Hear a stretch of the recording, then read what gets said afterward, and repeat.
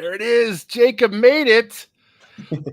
There were no technical difficulties. Had to get a couple things in order, but we are ready to rock now.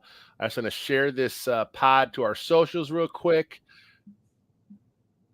Who the hell's talking? Where's that voice coming from? Oh, I'm on YouTube over here.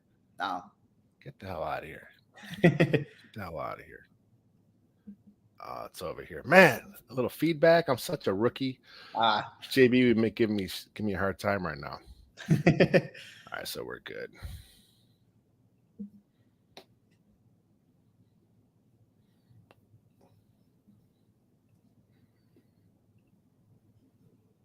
Boom, we're shared. All right, let's record this podcast. Man, 1 week. I know. 1 week from right now, we're going to be, we'll know who the Bears will pick at 1. We're going to know. Yeah. I wonder, I wonder who it's going to be. Nice. Yeah. All right, let's kick this thing off here. Let's do it.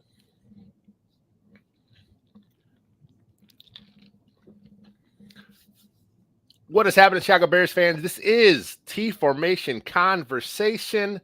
I'm your host, Lester Wiltfong. We have a special guest in the house tonight. It's draft season, so I had to grab WCG's lead draft analyst, the always exciting, the Riztastic Jacob Infante. You can find him on Twitter at JacobInfante24. Jacob, how is your evening going tonight, my friend? It's going well. Busy time of year. I'm trying to crank out some of these, prospect interviews that I'm finishing up here. You have been, dude. Like I had no idea you had so many in the can. Like every day there's a new one coming out. I'm like, man. And then I read them like, man, I hope the Bears pick this guy. I hope the Bears pick this guy. Just cool getting that personal side of things and all these prospects you're talking to. Oh, geez, yeah. I mean, and I appreciate that. It's something I love doing, and it takes a while. Like I'd say more so than my actual draft analysis, but I love talking with the players, getting to know them, things like that, sharing their story. And yeah, I wasn't expecting to do so many this year. I kind of didn't plan that out super well, but they just kept piling on. So I'm like, all right, I'm trying to get one in every day. So even if it means I'm going at like 10 p.m. or something, but. It's a lot of fun. I enjoy this whole process. It's my favorite part of the year. You had one published last night, like at 10 something. Yeah. And I had just published some too, because I was running late behind. I'm like, I got to get this thing published. And I published. I'm like, oh, there's Jacob's too, man. He's always working. So for you guys that don't know, Jacob has all the transcripts basically on Windy City Gridiron. But do you also share some of the audio on your Patreon? I do, yeah. So there are going to be a handful on my Patreon that I advertise at the bottom of all my articles. Do a little shameless plug there, but yeah, you'll see some audio clips from the interviews that I've done. We've got some good ones coming up. There've been some in the past, and just recently, Ladd McConkey from Georgia, the receiver. I just talked with Tyler Davis, the D tackle from Clemson. Kieran Amagaji, the tackle from Yale, was one of my first ones. So, Chris Braswell, the edge from Bama. So, got some more coming up. It's a sprint, Lester. It's a sprint. Yeah. I just got to keep going. Well, this is the time of year. I mean, you're always doing stuff all year round. There is no off season for draft analysts. So let's dive in. And we're talking about the draft today. Let's just kind of run through the Bears area where they're picking. I don't want to spend too much time here on this guy, Caleb Williams. He has been locked into the Chicago Bears for months. I know some people wanted to deny it. If you go to Facebook, there's still plenty of people that are against it over there. But this is the pick. It's going to be Caleb Williams. He took no other interviews. Real quick before we jump on, what are your initial thoughts on Caleb Williams going to be a Bear? I'm so excited. I know that's something I feel like it's been purely hypothetical for so long, but you kind of know, wink and a nod ever since they've had the number one pick that it's going to be Caleb Williams. I mean, realistically. And for that point, I've had a lot of opportunity to, obviously watch him. I've had a lot of opportunity to get excited for him, but I don't think I'm in the mindset that he is a Chicago Bear until I actually hear the name called. So I'm very excited. I think this is a guy, one of the best quarterback prospects we've seen enter the draft in the 21st century. And I don't want to be hyperbolic and say, oh, he's the best since Peyton Manning or whatever, the best since John Elway, whatever. But I do think that, you look at your Trevor Lawrence, your Joe Burrows, your Andrew Lucks, guys, since Peyton Manning, who have been seen as the pinnacle of quarterback prospect play. I think Caleb Williams is, right up there with them. I think there's just a lot to like with his game. Not only as someone who can contribute right away, but someone who has immense future potential as well. So I'm going to be very interested in seeing how he does right out of the gate. But it's hard not to be excited if you're a Chicago Bear fan and seeing, watching Caleb Williams play and, thinking, all right, this guy's going to be the quarterback for my favorite team. Like, sign me up, So it's a very exciting thing to think about. I'm just glad all the drama's behind us. I mean, there was so much stuff being floated. A lot of it's just kind of like, there are people that have agendas in the scouting world. Of course, Washington would love for the Bears to pass on Caleb. So there could have been some stuff floated out about his character at some point early in the process, but that all went away once the Bears had a chance to vet him, talk to his family, have a chance to talk to his teammates. That all went away quickly. Caleb Williams, man, everything I've seen about him has been nothing positive. From every analyst, every outlet. He's the top quarterback in the draft. There are some not trying to push certain things, but we know the agenda. Some guys are trying to push now. So let's get off Caleb Williams. So number 9, if the Bears don't trade back, you look at all the mock drafts. You had a mock draft recently. Bill Zimmerman had one recently on our site. A lot of the mocks, it seems that Rome Odunze, in a lot of the mocks we're looking at here, he is sitting there at 9. Because you're thinking 3 or 4 quarterbacks, you're thinking a tackle, you're thinking the other 2 receivers, and it does seem like Odunze is the 3rd receiver. So he seems like the guy that could be there at 9. And if you look at social media, whether it's Facebook, Twitter, wherever it is, it looks like most fans, it's Rome Odunze or bust. Are you in that same mindset? I'd say that if you're staying at 9, it kind of should be Rome Odunze or bust. Yeah. I mean, if he's there at number 9, I think he's better than Malik Neighbors, and that's not a slight on Neighbors. I think he's going to go higher than Odunze, and I think the athletic upside is unbelievable with him. But I do think Odunze is a bit, he's bigger, he's more physical. I think he's a little bit more polished. I think he can be a true number 1 wide receiver in this league. So if you can get that at number 9, I think that's something you can't pass up on. Whether the Bears do or they even have the chance to, we'll see. I've been in the mindset of if one of the top 3 receivers isn't there, so Odunze, Neighbors, or Marvin Harrison Jr., and, Marvin Harrison Jr. is not going to be there. There's no chance, just for the sake of, this example. If none of those 3 are there, I'd prefer to trade down. That doesn't mean I won't be happy. I won't be satisfied with some other picks, but I'd really prefer to trade down if those receivers aren't there. I think Odunze, I'd have to go back and check. I might have him as a top 5 player in this class. I either have him at 5 or 6. Oh, no, I have him at 4. Never mind. I'm stupid. So I'm even higher on him than I thought. There's a lot of numbers floating around. Plus, your top 5 at each position just came out today. Yeah. You would have Odunze as your number 2 receiver ahead of Neighbors. There are some that have those 3 in any different direction. There's some have Neighbors 1, some have Harrison 1. I think consensus it's Harrison, but again, I mean, it depends on how each team's board stacks up. But okay, so let's just say Odunze is off the board. Yeah. And the Bears, because, it takes 2 to tango. You cannot find a trade back partner. Of course. Joe Alt sitting there. Okay. Because that's another thing that I've seen a few mocks. If 4 quarterbacks go, 3 receivers, if Atlanta, maybe they do something else, with an edge. If somehow, some way Joe Alt slips, and of all the tackles, I think he's probably the consensus tackle because he's pure left tackle, size, speed, length. Oh, yeah. Where are you at if the Bears can't trade back and they have to stick and pick and Turner's gone, who is probably the top edge? Do you think they go Alt? And would you be okay with that? I would be okay with that. He's really good. Oh, geez. Yeah, Yeah. he's incredible. I think from a pure value perspective, one, of just how good he is, and also two, the positional value he brings, that would be very tough to pass up on. And I'm saying this as someone who's high on Braxton Jones. I like what I've seen from him. Yeah, I'm the same. I think he's a solid starting left tackle, and those definitely have value in the NFL. I mean, especially if you have 2 more years of a rookie contract to work with. I mean, that's a valuable asset to have. But it becomes a point of, all right, Braxton Jones is solid, but we think Joe Alt can be elite at one of the most important positions in football. You can lock down 2 high-end offensive tackles, Joe Alt and Darnell Wright, on your offensive line for ideally years to come.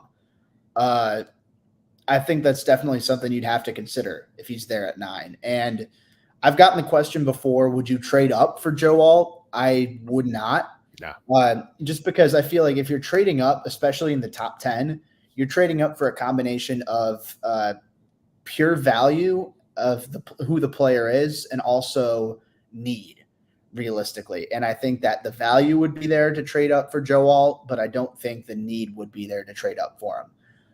The only player I'd really trade up for, I'd trade up for Marvin Harrison Jr. I don't know if I'd trade up for anybody else in this class. But all that said, though, I think that if Alt is there at 9, that's going to be very hard to pass up, especially if the receivers are all gone. Dallas Turner's gone, and realistically, Alt's probably going to be the best on the board at the time. I'd say do that and then figure out what to do with Braxton Jones. Whether slide him into guard. I think he's a tackle through and through. But maybe you think you could kick him inside to guard, or maybe you trade him. I think that, a solid starting tackle who's young and has 2 years of a rookie deal is worth, at least a 3rd round pick, which the Bears would be, more than happy to get in this class. So if Alt were there, I don't think he will be. I think he'll go number 7 to the Titans. But if he's there at 9, you definitely have to consider it. He'd probably be my top choice then. Yes. So the Bears are at 9. Let's say they do have a chance to trade back, and we've heard the Jags rumored there. I think it's 17. I've seen some Colts rumbling. The Raiders are mentioned quite a bit. So if the Bears do trade back, right, and now they're sitting in the teen area, right, somewhere in that area, who's a player you think that they would be looking at in that area right there? Are they still looking receiver at that point? Are they more looking? I think maybe D-line, maybe the sweet spot there if they can go back. But what's your thoughts if they go back from 9? And they're in their teens, who's the guy that you think that they may be targeting? I think if you trade back, I think the best value is defensive line, whether it's edge or defensive tackle. I think that's probably the best bet, because if you can get an extra 3rd rounder and some sort of day 3 pick, or even a 2nd rounder, depending on how far you move back, and you can get a top edge rusher or a top defensive tackle, I think that'd be a very good combination. And then you can use some of that day 2 capital on a wide receiver, on offensive linemen, things of that nature. I think there's a good chance the Bears like Byron Murphy, just judging off of what we've seen. There's a bunch of buzz, right? Like the guys in the media, they've been talking of Murphy quite a bit lately, and usually there's something to that. So yeah. Oh yeah, and I feel like that's a little bit too much buzz for there to not notice it. I think I told you this earlier in like a group chat we're in, but I'm starting to mentally prepare myself for the Bears to stay put at 9 and take Byron Murphy, which that's not my preferred choice. But if you can trade back, say to like 14, 15, something like that, and get Byron Murphy and another day 2 pick, I'd be ecstatic. I'd be very happy with that, because I think Murphy can be a high level 3 technique defensive tackle, which is something that Matt Eberflus, very clearly values in his defensive system, and has for decades, really.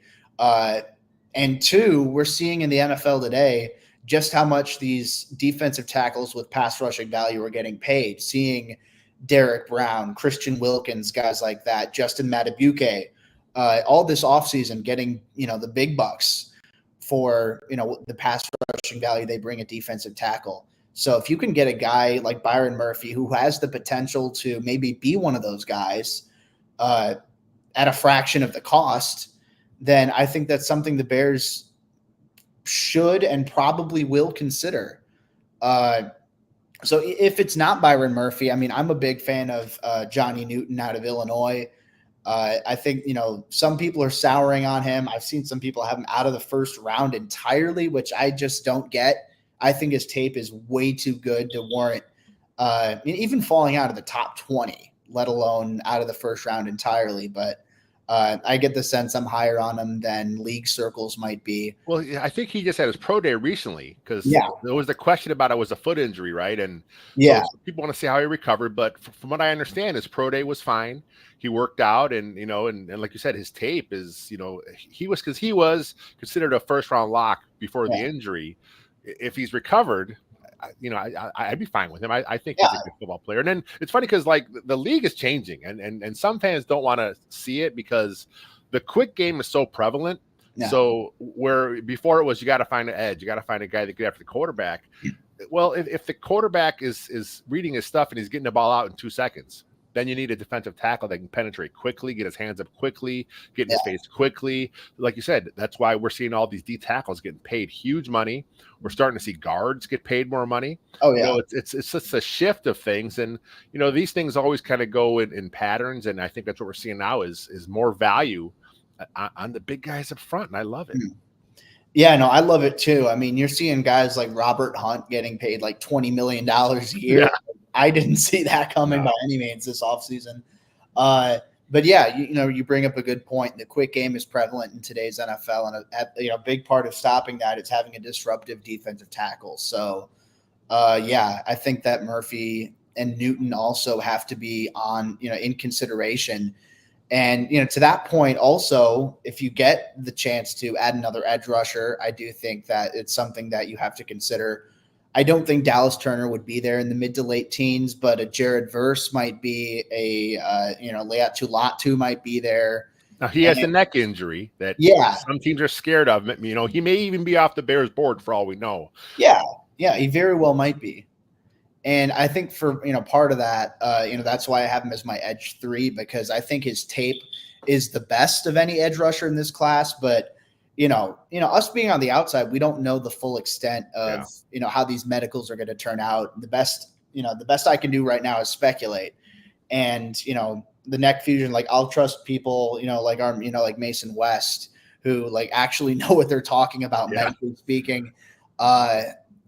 And he has concerns for sure. Yeah, absolutely. And so he's not someone I'd take at 9 for that reason. But if you trade back a little bit, maybe the mid to late for like the late teens, I'd be very happy with Latu. And then you mentioned Jared Verse as well. He's a little older for a rookie, but like when I watch Jared Verse, to me he looks like, of all the edges, he feels like a Flus guy.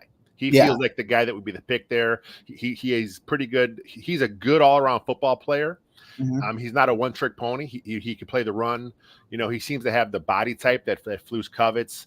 So like when I look at all the edges, I mean, of course Turner has the speed, but Verse has got a little bit of everything. So would you be okay with Verse being a guy picked like in the teen area?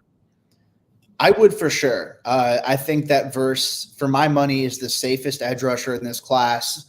You mentioned he's a little bit older, and that factors into the whole situation with him. But I think like you mentioned, he's not a one trick pony. He's a refined technician who can get to the quarterback and who can win at the point of attack at a very high level and in a lot of different ways. I think he's explosive. He plays hard. Good size. In the grand scheme of things, he checks a lot of the boxes that Eberflus would look for in an edge rusher, like you said. He fits the relative athletic score that Ryan Poles has fallen in love with, whether that's directly with RAS or just so happens to be the case. I mean, athleticism is athleticism, and Verse is athletic. So I think that's something that Poles can get on board with, Flus can get on board with the positional value and the scheme fit, I'd be quite happy with Jared Verse in the, you trade back. You can get him to pair alongside Montez Sweat. I think that'd be, a very good tandem. I'd be happy with that. All right, so let's say the Bears do trade back, and they trade back, like the Jags at 17, or maybe even a little further. I saw one mock floated there where they had to go all the way back to the Chiefs.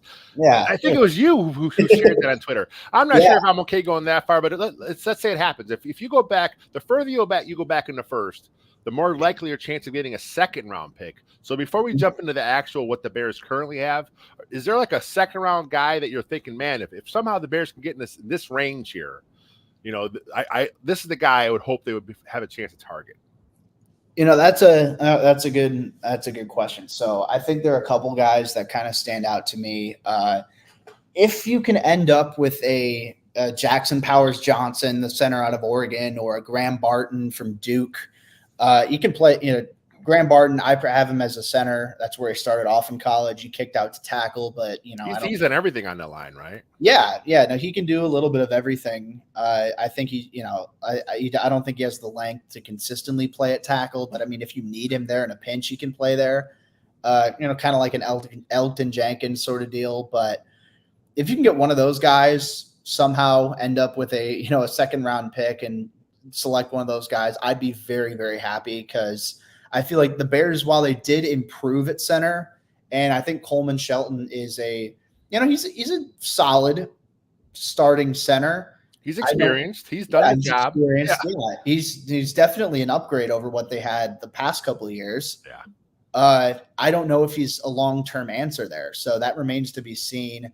And if you have someone like like Barton or Powers Johnson, they both have that offensive line versatility. They both have great athleticism, very good tape in both cases.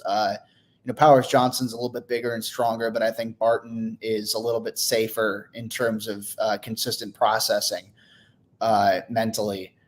So either one of those guys I'd be very happy with. If I were to look, I'd also go to wide receiver as the other one in round 2. Yeah, I was going to ask you, if the Bears trade back, go edge, then in theory, you would think that their next pick should be receiver. Yeah. I mean, I think that's definitely if they do trade back and they get a round 2 out of it, I think edge or D tackle and then receiver would make a lot of sense. I don't know where Ladd McConkey goes. I'm a very big fan of him and his tape, the athleticism, the football IQ, the shiftiness after the catch and as a route runner. Ricky Pearsall from Florida is a guy I really like. I think the toughness, the ball skills, as well as the athleticism and the diverse release package that he has as a route runner. Those are two guys I'd be very, very happy with in round 2.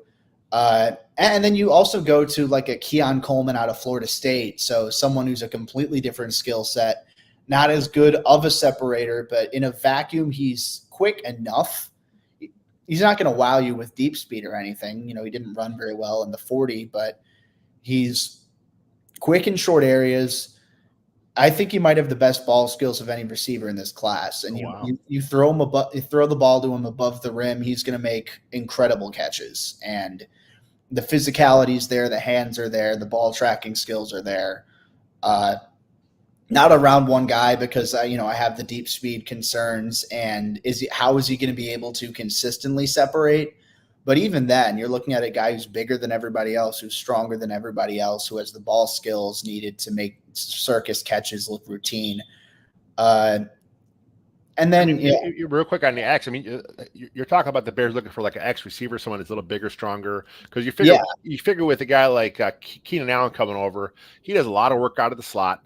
Yeah. So I'm sure he's going to be your starter, obviously. But when they go to 3 wide out sets, he'll be in your slot. Of course, DJ Moore is your Z all over the place, and then you're looking for that the Equinemius St. Brown body type, a bigger, taller, more physical player. Yeah, and a guy like Coleman would kind of fit that bill. Yeah, definitely. And I think that's something the Bears don't really have right now, is that big-bodied receiver who can win above the rim. And I think from a pure like a pure need of what the Bears lack right now, Keon Coleman might be their best bet after round one. That's part of the reason I love Odunze for the Bears if he's there at 9. But if Keon Coleman's there in round 2 and the Bears get a second round pick, I still think the vertical, the leaping ability is very high. He's quick enough in, a short area burst. I don't think they're going to be massive enough concerns about his 40 time to the point where he's going to fall out of the top 50. But Keon Coleman, and then just 2 quick guys. I think Troy Franklin out of Oregon, and then Xavier Worthy out of Texas. I think Worthy goes round 1. I have him as more of a round 2 type. Yeah, but speed, man. Teams love the speed. Yeah. Oh, geez. Yeah. I mean, you've got literally, the fastest player in combine history. Someone's going to take a shot on that early. So he's also a good separator. And, with Troy Franklin, I think he's more just a smooth operator than anything, good ball skills, fluid athlete. The options are deep. I guess I can keep going on and on. There's a lot of receivers. So let's keep going. So the Bears are picking in the 3rd round right now. Yeah. Pick 75. Again, if they go, depending on what they do early, if it's an edge early, they may be looking to kind of fill a need. And we kind of saw this a couple years ago where the Bears kind of forced a need in Bayless Jones Jr. With a pick. They kind of forced it because they needed it. Now, the Bears don't need a receiver quite as bad this year. They've got a couple studs, obviously. They got some depth guys. But to really run a true 3 receiver set, which is what Shane Waldron will do quite a bit, you would like to have that other guy. Plus, a guy like Allen is 32. He's in his last year of his deal in Chicago. So 3rd round options at 75. Again, you said it's a deep receiver class. Yeah. Can they find a guy that can kind of step in and kind of fill a role at 75? I think they could. Yeah, I think they definitely could, especially in a class like this. I see a handful of guys where, in round 3, you might not be getting anyone with wide receiver 1 upside, but someone who can be a good complementary receiver. I think that's definitely possible. I don't know if he's there in round 3, but Xavier Legette out of South Carolina is someone I think has a very high ceiling. Some people might get Bayless Jones PTSD because, he's a raw route runner, who's best after the catch, and he didn't break out until year 5. And those are valid, concerns. That's why I don't have him in round 1 by any means. But I also see Legette being incredibly fast, incredibly powerful, creative after the catch, good hands, and he was a lot more dominant on tape than Bayless Jones was at Tennessee. So I think that the comparisons, you're going to make them whatever. I think Legette is definitely a superior prospect. So if you're taking him in round 3 and you have the chance to let him develop alongside a Keenan Allen and a DJ Moore, guys who know how to consistently get open, then you can maybe try and unlock some of that hidden potential that Legette has. Other guys, Devontae Walker is, out of North Carolina, is someone I really like his deep speed and the ability to take the top off a defense that he has. He's like 6'3", 6'4" too, right? He's a little bigger guy. Yeah. No, he's a lengthier guy. He's not like super. He's a little bit wiry, so maybe he could gain a little bit of weight, but he has that length and he has that speed. A lot of teams are going to like as a deep threat type. And this is another thing. I feel like I could keep going on and on with 3rd round receivers. Malachi Corley, Western Kentucky, Roman Wilson, Michigan, Jalen Polk, Washington, Malik Washington, Virginia. Another guy that I feel like I'm higher on than the consensus is Luke McCaffrey out of Rice. So, and obviously some people are going to say, he's the brother of Christian, bring him in. Yeah. Sure. But I think that he's a lot more than just a nepotism look, so to speak. I think he's someone who brings a lot to the table in terms of just natural pass catching ability, the ball skills, the hands, the athletic testing has me really excited. And I think for someone who's, he started off in college as a quarterback, and I think that shows in how he dissects a defense. And I think his ability to translate that to the receiver position has been really impressive in such a short amount of time. So, he's a crafty route runner, more so than you'd expect for someone new to the position. But, the football IQ translates for sure. So he's someone – I've seen him go as high as the Bears at 75. I have him a little bit later in the third round, but he's still inside my top 100, and he's someone that I'd be very happy with if the Bears could get him. In round 4, I'd do cartwheels. In round 3, I'd be like, ooh, okay, like maybe that's not the top, maybe wouldn't be the top value on my board at 75, but I'd still be very excited to see what he could do at Chicago. So from a value standpoint, you talk about receivers are being a pretty big class here. Yeah. So let's flip the script. Let's say they did get Odunze at 9, Mhm. okay, and they didn't trade back, and then now we're sitting here with a hole at edge or maybe even defensive tackle. Yeah. Are there some edges, or are we already past the value of the edge at 75? Yeah. So this edge class is really kind of odd to me. I feel like there are going to be some guys who get overdrafted just because, one, it's an edge, and two, because of need. I think that in round 2, you're probably looking at like a Chris Braswell out of Alabama, someone who's athletic, still a little bit unproven as a full-time starter, only has the 1 year, but someone who's got a lot of potential to tap into. Marshawn Nealand out of Western Michigan. I think if he's there at 75 and the Bears take him, I would be pleased. But it seems like there's a lot of buzz around him going round 2 or earlier, so I'm not going to get my hopes up for that. I guess one guy I'd be cool with in terms of pure value is Braylon Trice out of Washington. And he's someone, I think he was better in 2022 than he was in 23, just off of, the eye test. But he's someone who, plays his ass off. He, weighed a little bit lighter at the combine, but still ran really fast, which I think is encouraging because, if you're going to lose weight as an edge rusher, you better run fast. And he did. The power on tape is impressive. The motor's impressive. I don't think he's the most flexible, so I don't know how he's going to fare in like a stand-up role, but if the Bears need a base 4-3 hand-in-the-dirt defensive end, I think Trice could be that guy. As for defensive tackle, I think that the sweet spot of the sweet spot of defensive tackles in this draft is going to be in round 3. Okay. I think that Murphy and Jerzon Newton, Johnny Newton, I think they'll go round 1, but you look round 3, I think you can go to Rook Orororo. That's his name. Say that again. What is that? Rook Orororo. You sound like you're Scooby-Dooing it, man. I like that. I love that name. That's a good name. Yeah, I remember I was because I was talking with I talked to Tyler Davis, who I'll get to. He's another guy I'd like in round 3. But I wanted to make sure I was saying Rook's name right because I had a question about him. And so I watched him run the 40 at the combine, and they said his full name, Rook Orororo. And then Rich Eisen went, zoinks. Oh, okay. I thought that was funny. But, so him, Tyler Davis, either of those two Clemson defensive tackles. Rook is more of a 3-tech, Davis more of a 1-tech, but they're both very good athletes. A little undersized, but the power's still there. Michael Hall Jr. from Ohio State, another. I've seen some buzz on him lately too. Yeah, no, and so that's a true 3-tech, right? I'm sorry. For Hall, he's a true 3-tech. One gap penetrator. Yeah.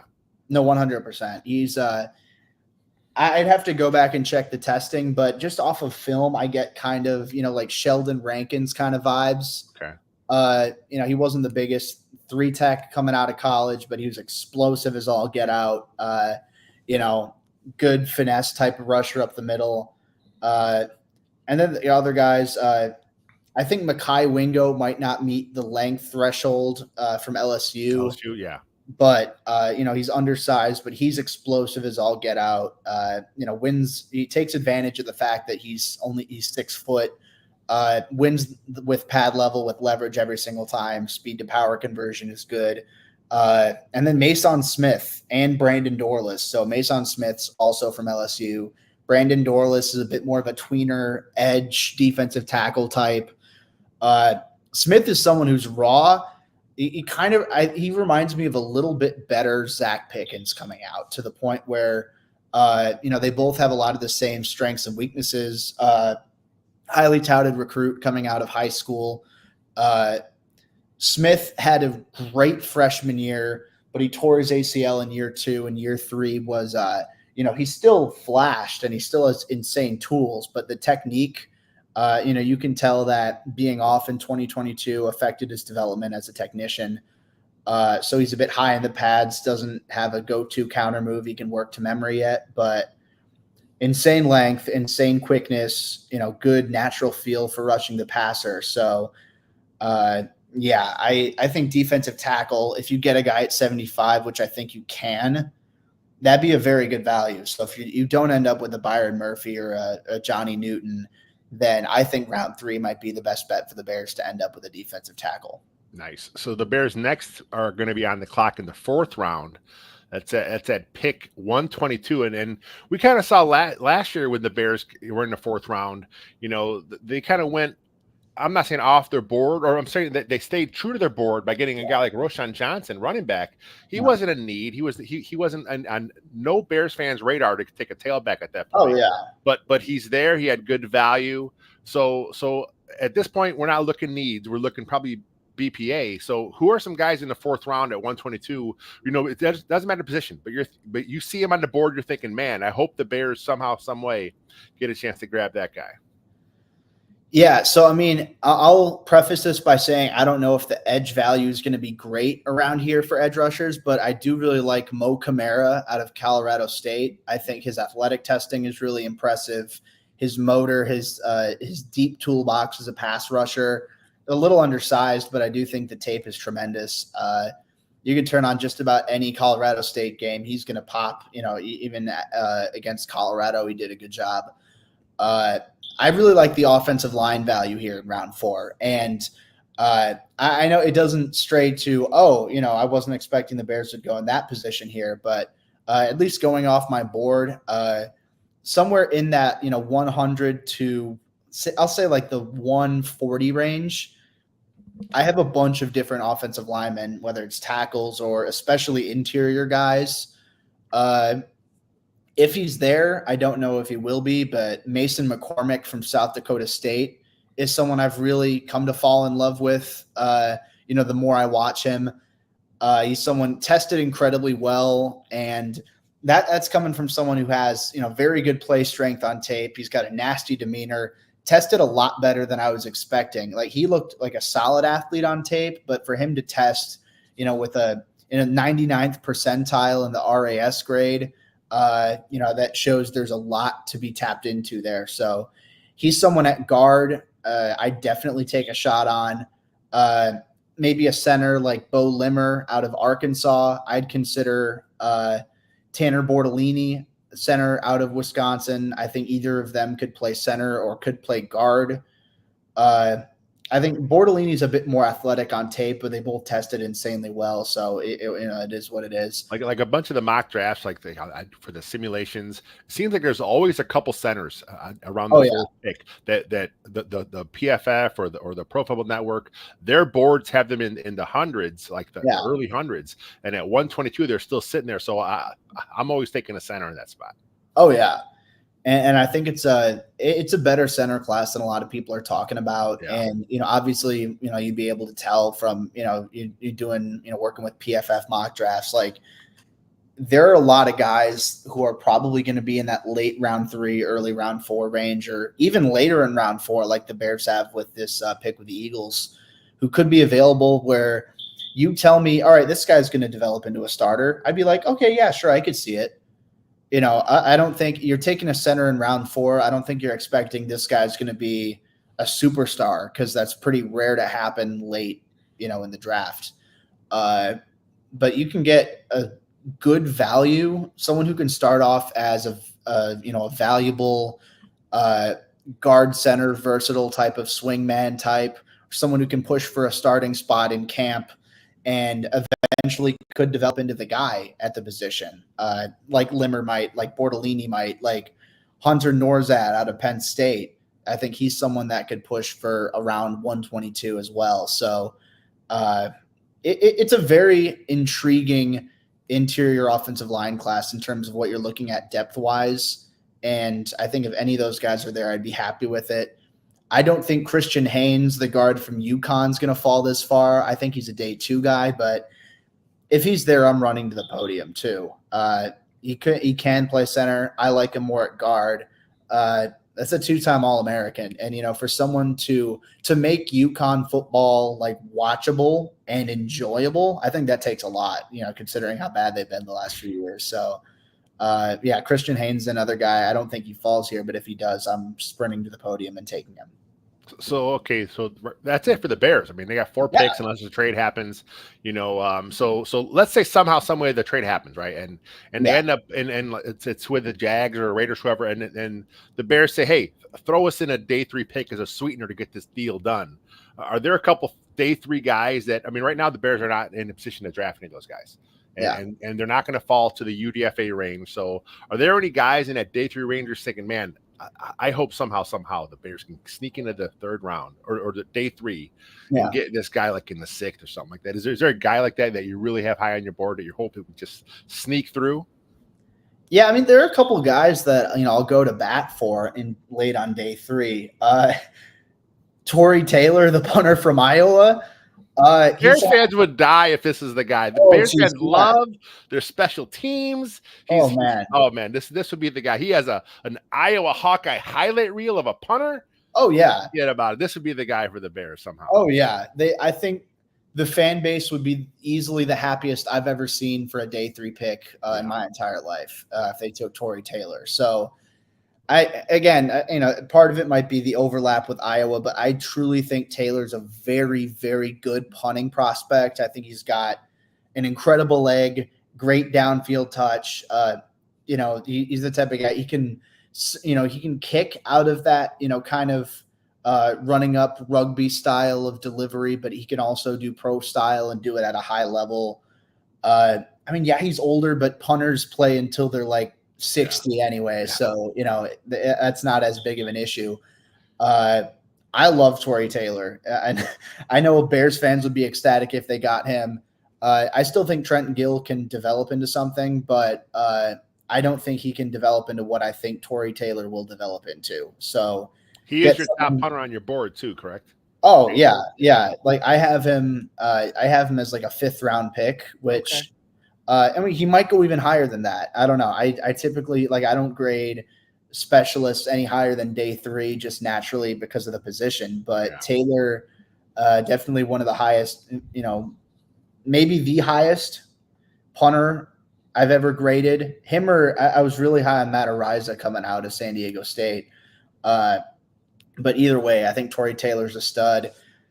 For other non-punter players, I do like Jalix Hunt, an edge rusher out of Houston Christian. He's someone who started as a safety in college. Insane length, insane athleticism. I think he, I'm trying to think because some of the same tools that the Bears loved in Dominique Robinson. I was going to ask you coming out, from a skill position to the edge. It gives you some Dom Rob vibe. Yeah, no, absolutely, yeah, and I think they share a lot of similarities, but Hunt is also longer. He's got longer arms than Robinson does. So that's something where I think, could play a little bit in his favor as well. As a developmental guy who can rotate in, as a rookie and then maybe be something more, I'd be interested. I'll try and find another guy. I think going to this isn't really a big need for the Bears, but I really like Miles Harden. He's a cornerback out of South Dakota. He got onto my radar because he had an interception against Mizzou, and I think it was week 2 last year. And I'm like, dang, I hate that I like that play, but that was a good football play right there. And then I watched some more of his FCS games as the season went on, and he's someone, super sharp, intelligent football player, good athlete, someone who tested well at the combine, good ball skills, not the biggest dude out there, not the most physical, but, as a zone heavy system like the Bears like to run, especially with Eberflus, I think implementing maybe a little bit more cover 3 than some of his other defensive minds coming from that same tree. I think Harden could be a very good depth addition. And again, the Bears don't need cornerback by any means. So that's why I think when like Peter Schrager originally said he was going to have the Bears take Quinion Mitchell. Like, I love Quinion Mitchell. He's my cornerback number one. Yeah. I'd die for him, but not a chance in hell in Chicago. But yeah, like someone on day 3, like a 5th round pick, probably, if you can get a guy like Miles Harden who's got that upside to work with, I'd be all for that.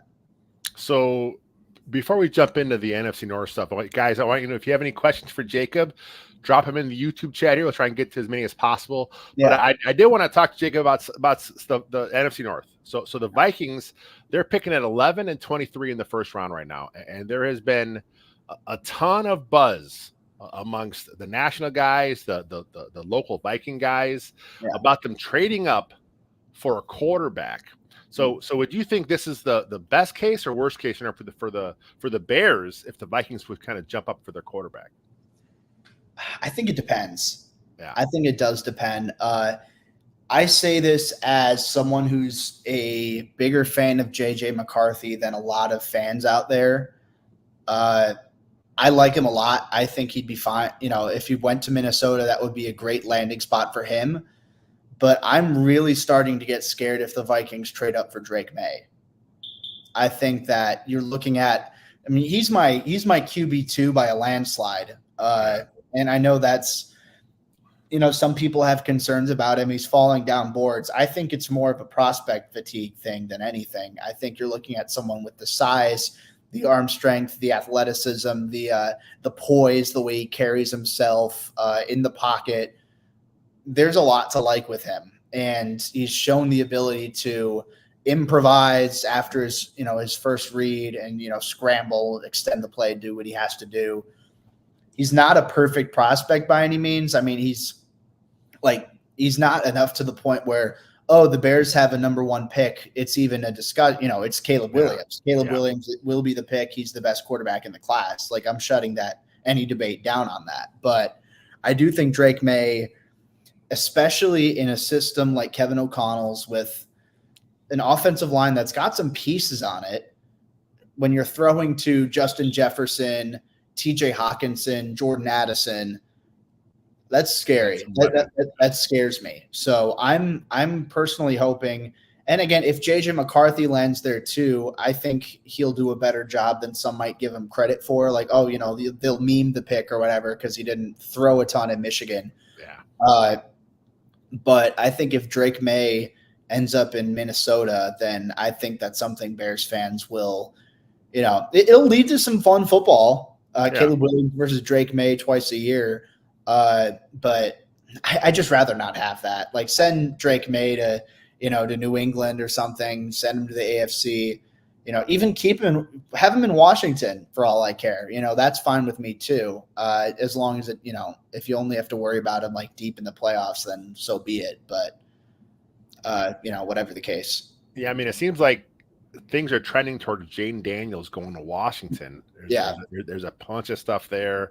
I know they had him in for like a quarterback collective. They had a whole bunch of guys in at once, and his agent didn't really like that, so they kind of reached out again, and they had another meeting set up. So if Daniels, who is your 4th quarterback, by the way, if Daniels goes 2 to Washington, maybe the Patriots stick at 3 and take one, but if I'm New England, that's a pretty bad football team. I think New England may be the best place for the Vikings to kind of move up. And like you said, if it is Drake May that falls there, that's not good for Bears fans. Oh, no, absolutely not. And I'm very interested in seeing what the Patriots do at 3, because they do need a quarterback. They need a lot of things. So I think if you come to them offering 11 and 23 and maybe throw in a sweetener, I think that's got to be enticing for New England with where they're at. The post-Belichick era, they're starting over. They need a lot on both sides of the ball. I definitely consider that if I'm New England. Especially if you're not sold on whichever quarterbacks might be available at 3. So that would worry me if the Vikings end up getting Drake May. We'll see what happens. I think they will trade up for a quarterback. It's just a matter of who they trade up with. I think it's going to be, 3, 4, or 5. realistically, probably 3 or 5. I think Arizona stays put and takes Marvin Harrison Jr. Yeah. But, the Chargers, the Patriots, they want to move. Then I think Minnesota is going to do what they need to do to get their guy. So the Packers, the Packers are, still the Packers. We still hate the Packers. Yeah, they're picking down at 25 right now. And if you look at some of these mocks, they're getting some the corner, Cooper DeJean, I think, has been going there a couple times, and I would not like that because he's a fun player to watch. So worst case scenario for a Bears fan, who do you not want to see the Packers get at 25? I would be a bit worried with Cooper DeJean. I think he's a very good cornerback. Some people have him at safety. I think he can play there, but I think he's athletic enough and big enough to play. He has the speed, right, to play corner. Yeah, no, absolutely. Yeah, he's fast enough. He's explosive enough. I don't think that should be an issue. So if he's there at 25, which, maybe he will be, maybe he won't be, that's something I'd start to worry about. I don't think Quinion Mitchell or Terrion Arnold, either the two top corners, I don't think that they'll be there at 25. I think they'll go off the board earlier. I do think Quinion Mitchell has legit star potential. I'd be pissed even if the Packers trade up for him. That would scare me. Even as a fan of a team with DJ Moore and Keenan Allen, I think if you can get Jair Alexander back on track, have Quinion Mitchell at corner, I think that would be dangerous. And then if, the Packers also might go offensive line. I know that's something that some Packers fans are anticipating they might do. If you can get if they end up with any of my top 5 offensive tackles. So, I mean, Joe Alt's not going to be there. Fashinu's not going to be there. Fuaga's not going to be there. But if, even if they trade up, or if J.C. Latham falls out of Alabama, if Troy Fautanu from Washington falls, I think Fautanu, would fit Green Bay very well. He seems more versatile, right? He's played a few positions there. Yeah, absolutely. And he'd fit that kind of molds that they have with Elton Jenkins, that they have with Zach Tom. Yeah. And it's a similar player too, not the biggest, but you got some good length, athletic, intelligent, technically sound. I mean, he fits the Packers to a T. So I guess Fautanu's the guy I'm a little bit worried about. I think he could be available at 25. If he does end up in Green Bay, then, so be it. But I do think he's someone who could make an impact for them at tackle, guard, what have you, for, quite some time. Then, of course, the NFC North defending champion, Detroit Lions. They're picking at 29. Yeah. They have had some nice drafts lately. Like, it seems every time they're up in the first round, second round, it's a guy I'm like, man, why are they getting that guy? So with the Lions, who do you hope they do not end up getting somehow?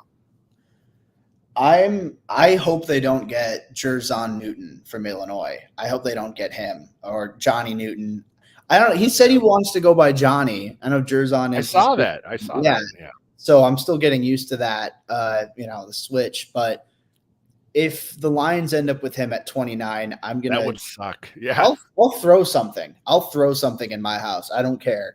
They're good off the edge. And then they have a brand new 3-tech. That would not be good. Geez, yeah. And I think, I feel pretty confident, Byron Murphy's not going to be there at 29, not with the buzz that he's getting, but, Newton might be slipping a little bit. The Lions do need a little bit of help along the interior. I think Newton is a plug and play, immediate contributor up the middle. He's athletic. He's powerful. He's relentless. He's technically sound.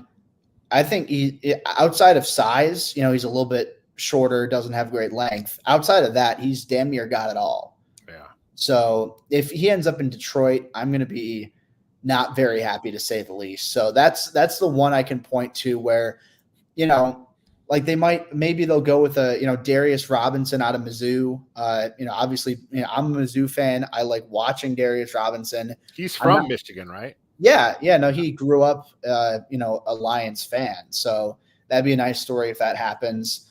I think the potential would definitely be there, but I'm not going to be like, oh no, if the Lions take him at 29, if they take Newton at 29, that's the reaction you're going to get from me. So I'm sure there are others too where I'd be like, I'd be like, dang, that's a good pick. I hate that they did that.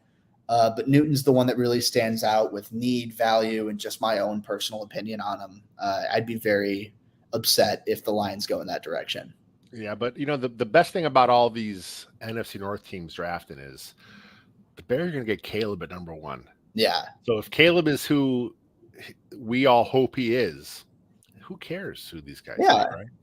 Exactly. Yeah. You can have Marvin Harrison Jr. fall to the Lions at 29, but if Caleb Williams is a franchise quarterback, then I'll be okay with it. Nice. Jacob, man, I appreciate the time, man. Yeah, no, of course. I'm going to shut down the podcast side of thing. We'll stick around for a few more minutes, answer a couple questions in the YouTube chat. But for all you guys listening, I appreciate it. Second City Gridiron, of course, if you're listening to us, we're here. But let your friends know, because we did change platforms. We were on the Windy City Gridiron Podcast Network. They did some stuff. They kind of canceled the audio side of things. So we're over here now on Second City Gridiron. So make sure you subscribe to us. We're on the YouTube channel, obviously, as well. But Jacob, man, I love talking to you about draft, because you're talking about guys. I'm like, who is this guy? Now I have to go back to the film and watch who these guys are. So until next time, guys, bear down, my friends. 9:06. I always got to check the time. Perfect. Nice. I got a couple questions in here. Let me see. Oh. Yeah, people said there's no way Alt's falling to 9. Yeah. It all depends, man. I mean, we hear this every year, right? Where it's like, no way that guy falls. Yeah. And they say it about 20 different guys. Like, well, someone's going to fall. You know what I mean? So, yeah. Of all the tackles, if Alt's the guy, I'd be like, oh, because I'm a huge Braxton Jones guy too. Oh, but yeah. If Alt is sitting there somehow, I'd be like, oh, I don't know. That'd be tough to pass on. That'd be really tough to pass on. We have another fan of Leggett here. So you really think Leggett's a guy that could be in play for the Bears? I mean, I could see it. I feel like, Ryan Poles has shown, and obviously, with the COVID year and everything, it, kind of throws a wrench into things, but he's shown he's not too turned off by, an older prospect. So Leggett doesn't, really strike me as someone to be off their board by any means. Everyone's going to compare him to, Deebo Samuel, because they both went to South Carolina. They both have similar skill sets. And sure, I think Deebo is a little bit more crafty coming out, but I also think Leggett's faster. Yeah. So maybe the floor is lower than with Leggett than it was with Deebo coming out. But and I say this knowing Deebo's made it to an All-Pro before. Yeah. But Leggett maybe have the higher ceiling again. And will he reach that? I don't know. I don't think he's going to be an All-Pro, but again, you're looking at the speed, the size, the strength. Like, that's a tough guy to bring down. Regardless, if you can teach him just a little bit of, route salesmanship tricks here and there, that's a guy who can dominate in the NFL. Which is, if you're looking at Chicago, you got two technicians. Yeah. Who better to learn from as a rookie than DJ Moore, Keenan Allen? Which I want to ask you about Travis Scott. Yeah. A lot of Bears fans are just like, oh, he's an afterthought. But coming out, you liked him. There was some potential there. I mean, he was a 4th, 5th round guy, but he still has pretty good speed. I think he played a little bit too much last year. I don't think the Bears wanted to play him as much as they kind of had to. No. And some of his flaws got kind of showed. It could have been the rookie-itis too. Did you have any hopes for Travis Scott kind of taking a step here in year 2 and giving the Bears something? Yeah, so I will say first, I know you said Travis Scott. I don't want to be that guy. It's Tyler. Travis, yeah. Travis is the rapper, right? Yeah. See, because I'm so hip, man. Yeah, you can get him lining up out wide, doing this thing. But no, I never like being that guy where I'm like, no, it's good, man. If but, like I said, you're the draft guy, and then as far as Scott, he's a 3rd, 4th stringer. It's all good. Yeah. So I think with Scott, coming out, I love the speed. I love the raw explosiveness out of his breaks. I think that, we saw maybe some of the, maybe he got away with a little too much, just relying on speed and athleticism coming out of college. And maybe there's a little bit more deception to the route running art that he needs to work on a little bit. And, naturally, I think, he's never going to be the most physical guy. He's never going to be the biggest guy. And, drops got the best of him at times. But I think, invest in a jugs machine over the offseason and, keep working at it. Obviously, the speed's there. I think he's someone I saw, all right, I could see him being a good wide receiver 3 at the next level. I still think he has that potential. But I don't want to rely entirely on that and say, oh, let's just give him wide receiver 3 and not include any sort of competition because, and again, ideally, if, well, not ideally, but, if Keenan Allen doesn't stay with the Bears beyond 2024, then Tyler Scott still might end up being wide receiver 3 someday. Yeah. So you want to be able to have some sort of plan in place, I feel like, to have someone who can slot in at wide receiver 3. If Scott ends up wide receiver 4 and, getting some playing time out of it, then awesome. I still think there's some developmental upside there. But yeah, I think it's a matter of I'd still want someone in the room to compete with him for that spot. I wouldn't just hand it to him based off what we saw as a rookie because, admittedly, his season was a little bit disappointing. We had another comment here about the 9th overall pick. The Bears select Brock Bowers, tight end, University of Georgia. There you go. Now, we didn't talk about him during the show, but Bowers is another guy that's like he's not a tight end. I mean, he is a tight end, but he's not a tight end. He's a weapon. Yeah, he is a good football player. He is the total package at that position. The Bears don't really need him, but if he's your BPA at 9, you can't trade back. What would you think about the Bears going Bowers and figure out how to work him into the Cole Kmet, Gerald Everett scenario? I would not hate that at all. Yeah, I think, and again, like you said, he's not a tight end; he's a weapon. And I think play your X for you. Oh yeah, he could do that for you. Yeah, he's athletic enough. He's a good enough separator. I think he can separate from corners at a solid level at the NFL. I mean, obviously, I like him a lot lined up in the slot. I like him lined up. I think he can separate really well in line. But you're looking at he's not a traditional tight end, which is why I'm a little bit hesitant. And maybe this will come back to bite me in the ass. But you see, all these tight ends in round 1 who haven't developed into what you expected them to be. But at the same time, Bowers isn't a traditional tight end. He's more of someone you move around, someone who's more athletic than most of those guys who ended up going round 1, someone who's a better route runner, someone who's better after the catch than most of those guys. And I think that that's an extremely valuable weapon when you consider, he's much bigger than an X receiver, but he's as fast. He might be as fast as one, and he's also smart in terms of how he gets himself open and how he works the seam, how he works the middle of the field. Again, that's not my first choice at number 9 because, again, there are some concerns. How do you have to be confident how to use him. Yeah. Because that's something I don't think the Falcons have used Kyle Pitts well at all. You're taking him number 4 overall. You got to figure out how to use him.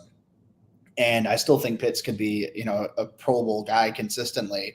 Just got to figure out how to use him. And I think the same goes with Bowers.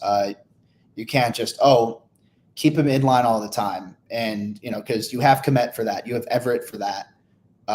Bowers, you move around. Sure, you can maybe do 12 personnel, Bowers and Kmet, Bowers and Everett, 13 personnel even. Do whatever.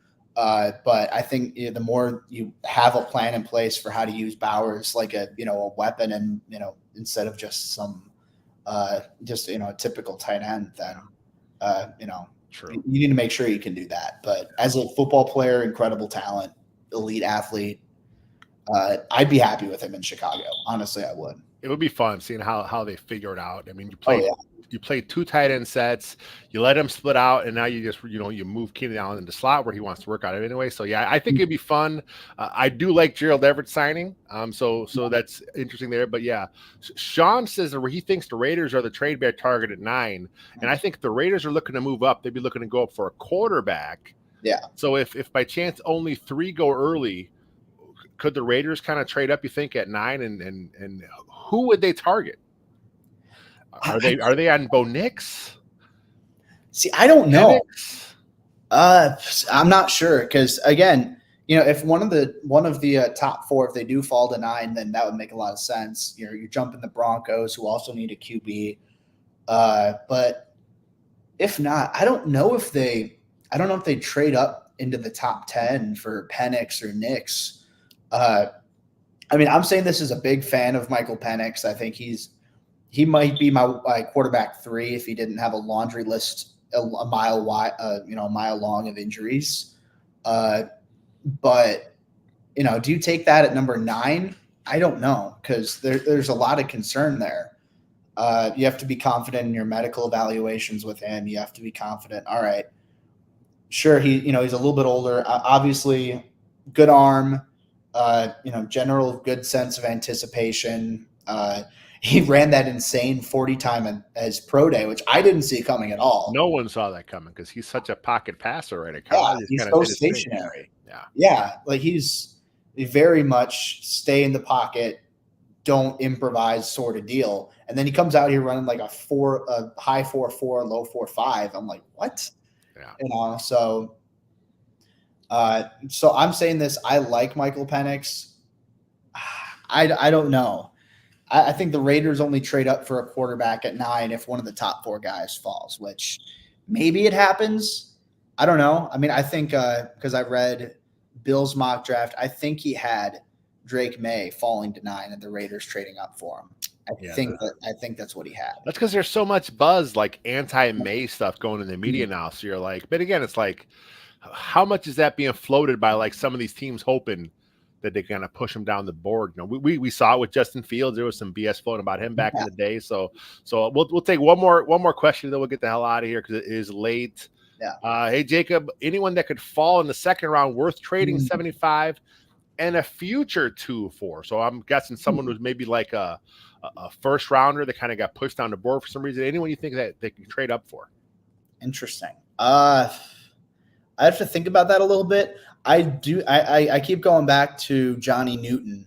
If he falls into the second round, I wouldn't be opposed to that at all. I don't think I'd give up that Carolina second round pick because I think that's going to be too high to be willing to deal. But 75 and say your own Chicago second round pick for a team, I expect them to compete for a playoff spot. They'll be in the hunt at the very least for most of the year, I believe.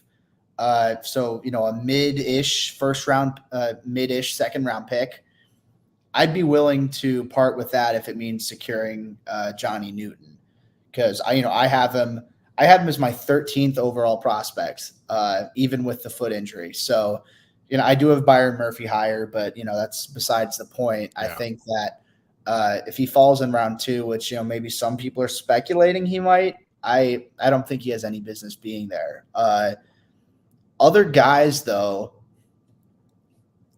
I don't know. I don't think Chop Robinson falls into the second round. If he does, I could see him being an option there, but I think that there are going to be enough playoff teams that could want to take a shot on a super toolsy edge rusher with that elite athleticism. I think someone's going to take a shot on him late round 1. So I don't think he falls that far. Those are the only 2 I can really think of. Well, it's just such a good receiver class. Yeah. So odds are someone may kind of slip. You talk about maybe Ladd McConkey. You said he may be a first round guy, but maybe he slips to the second. And then if the Bears got edge at 9, and then they're like, man, we didn't get receiver, but he's sitting there at 37. Let's just go get him. Exactly. Which we've seen polls do in the past. Yeah. He's like, hey man, my guy's there. Let's just go get him. So. No, absolutely. He did that with Tyreek Stevenson. He moved up. And so I wouldn't blame him for that one bit, honestly. Nice. All right, man, that is it. I appreciate you guys checking out with us here in the YouTube section. Guy says JPJ could drop. I would love the Bears to get Powers Johnson. That would be awesome. But we'll see what happens. So appreciate it, guys. Thanks so much for hanging out. We have got a bunch of stuff lined up. We're going to be live streaming night 1 of the draft. Bill Zimmerman already has a ton of guests lined up for that. So the entire night 1 of the draft, he will be doing his thing. Jacob, I'm sure will pop in at that at some point. We'll have Jacob on, of course, after all the draft picks what the Bears are going to make here in a week. Taylor Dahl has a bunch of more podcasts and videos coming up here where she's breaking down options for the Bears at 9. Always something going on, whether it's Second City Gridiron, Windy City Gridiron, all your Bears coverage. Till next time, bear down, my friends.